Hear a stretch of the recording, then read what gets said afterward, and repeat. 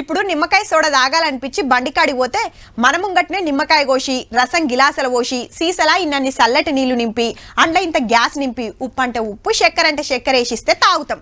చల్లటి షర్బత్ తాగాలనిపించినా గరం గరం షాయ తాగాలనిపించినా మన ముంగట్నే చేసిపోస్తారు. కానీ మందు ఏడ తయారైతుందో తెలియదు, ఎట్లా తయారైతుందో తెలియదు. సీల్ బాటల్లో వస్తుంది, మనోళ్ళు గుమ్ముతారు. అంతే కదా. ఈ గిటి చూడుర్రి. మందు బాటలు వేర్చున్నాయి కానీ వైన్స్ కాదు, తీరు తీరు బ్రాండ్లు ఉన్నాయి కానీ బార్ కాదు, ప్లాస్టిక్ బాటల్లో సరుకున్నది కానీ బెల్ట్ షాప్ కాదు. మరి ఇంకేంటిది అంటారేమో.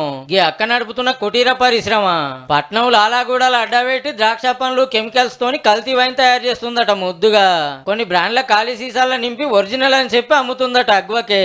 మనకు నార్మల్లీ బ్రాండెడ్ వైన్ 1500 2000 అలా ఉంటుంది. బట్ ఈమె చేసి అమ్మే వైన్లో జస్ట్ 350 రూపీస్.